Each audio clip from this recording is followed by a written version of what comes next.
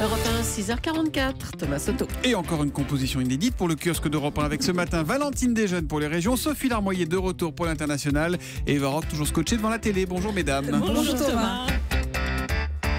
Le premier sujet qui intrigue vos journaux ce matin, c'est le face-à-face, comme le titre CNews Matin. Face-à-face entre Poutine et Macron. 20 minutes affiche lui aussi le président russe et titre « Paris fait sa cour ». C'est en une de Libération, le test Poutine. Les Échos évoquant de leur côté les enjeux d'une rencontre musclée. Aujourd'hui en France s'intéresse à la réforme de l'éducation et titre « Ce qu'ils ont en tête, ils, à savoir Emmanuel Macron et son ministre de l'Éducation Jean-Michel Blanquer.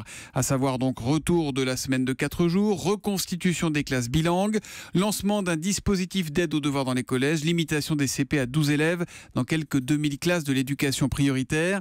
Son but au nouveau ministre, apporter du changement dès septembre, mais sans braquer les étudiants qui le voient venir avec son étiquette classée à droite collée sur le front.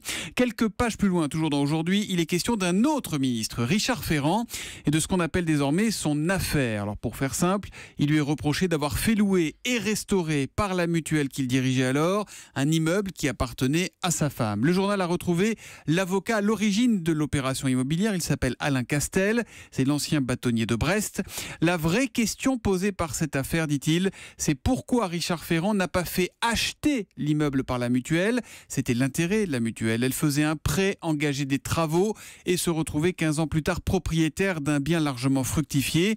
Or, c'est la compagne de Richard Ferrand qui se retrouve dans cette position. Tout le reste, dit-il, c'est de l'enfumage. Bon, sinon, vous trouverez encore de la politique, en veux-tu, en voilà, législative. Macron prépare l'après, titre Le Figaro. Ça dit, on aurait été étonné qu'il prépare l'avant. Ça continue avec l'opinion. Législative, l'équation Édouard Philippe. Et devinez quoi ? On y apprend que le Premier ministre prépare l'entre-deux tours et surtout l'après.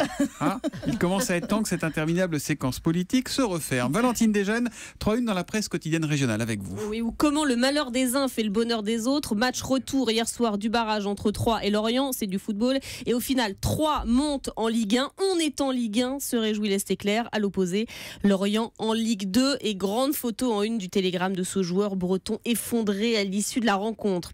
Vous faites peut-être partie des 2 millions de visiteurs qui se rendent chaque année sur le site des Deux Caps dans le Boulonnais. Un site qui détient le label Grand Site de France. C'est la une de La Voix du Nord.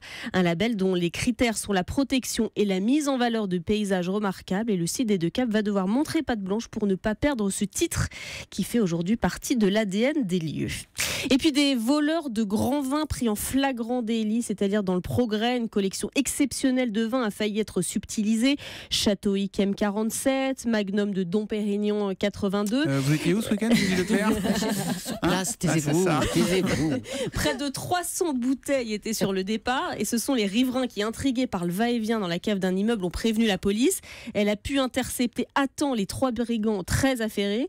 Quant au propriétaire, il est injoignable et découvrira l'histoire en rentrant de vacances, ainsi que la bonne surprise car ces bouteilles ont pour l'instant été placées sous scellé. Eh ben on le salue s'il a son cœur qui vient de battre à 200 en vous écoutant ce matin dans le kiosque d'Europe 1. L'histoire du jour, c'est du Made in China, mais du Made in China en toc. Oui, les flops chinois du Grand Est, titre le Républicain Lorrain, qui ressort la photo de Manuel Valls en mars 2016, inaugurant en grande pompe l'usine Terra Lorraine dans la Meuse. Il avait posé la première pierre, mais sur place, on attend toujours la deuxième, ainsi que les suivantes.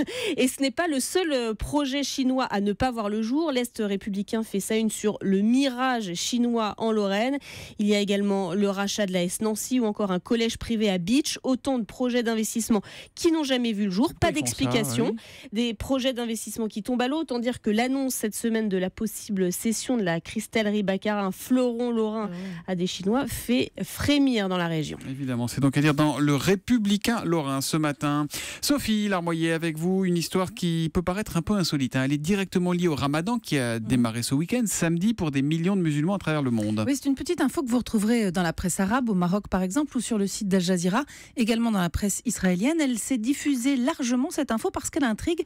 Pourtant, elle est très locale. Ça concerne les Palestiniens qui sont priés de ne pas divorcer dans le mois qui vient. Mais comment ça, c'est interdit ? Divorce interdit pendant le Ramadan ? En quelque sorte. Plus précisément, les juges palestiniens ont reçu hier pour consigne de ne prononcer aucun divorce pendant le mois de Ramadan.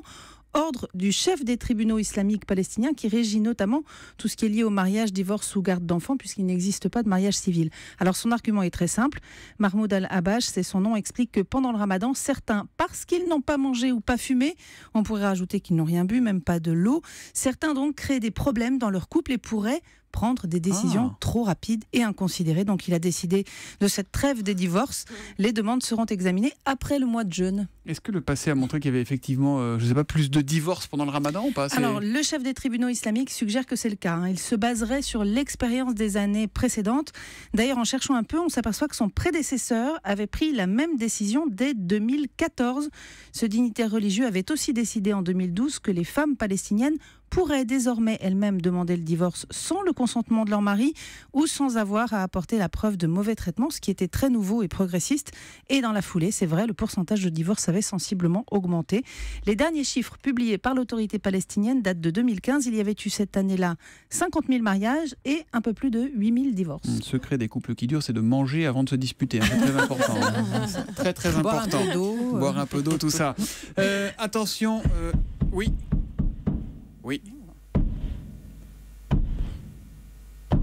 Eva Rock entre sur scène, il y a du théâtre ce soir. Fleur de cactus sur France 2 à 20h50. Heureusement que c'est pas moi qui joue, c'est du théâtre en direct. Qui plus est, un vaudeville, qui plus est mis en scène par Michel Faux et avec Michel Faux et Catherine Fro. C'est vraiment l'événement de la soirée. Michel Fro, c'est son fils? Non, c'est Faux. Michel Faux et Catherine Fro. Voilà, Catherine Fro, il joue une secrétaire médicale secrètement amoureuse de son patron et lui s'est entiché d'une jeune femme de 23 ans alors qu'il tente de garder quand même à distance et pour cela il fait une proposition à son assistante. Accepteriez-vous d'être ma femme?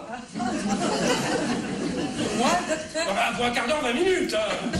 Alors vous le verrez, c'est une comédie qui est rythmée par des dialogues truculents. Non, c'est vraiment du vaudeville, exactement, dans un décor très vintage. Mais alors justement, Thomas, contrairement à la majorité des vaudevilles façon Sacha Guitry, les hommes là sont plus raillés que d'habitude. On verra comment vous vous débrouillerez tout seul. Elle se croyait remplaçable. Tout ça parce qu'elle me fait des sandwichs au poulet.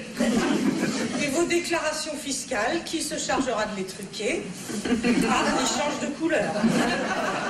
C'est une pièce de 1964 en fait, qui est signée Barillet et Grédy, qu'il avait écrite à l'époque pour Jean Poiret et Sophie Desmarais. Ça avait déjà été un succès.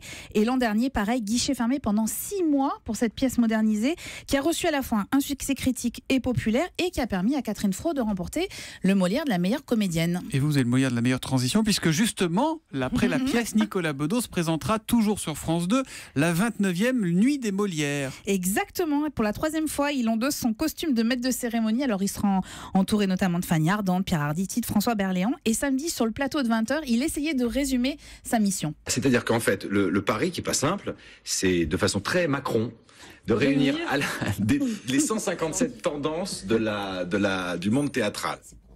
Voilà, c'est ce soir, c'est toute la soirée avec une pièce en direct et ensuite la Nuit des Molières présentée par Nicolas Bedos. Nuit des Molières dont Europe 1 est partenaire et on aime bien aussi valoriser le théâtre parce que c'est bien le théâtre. Fleur de cactus sur France 2 à 20h50. Merci les kiosquières.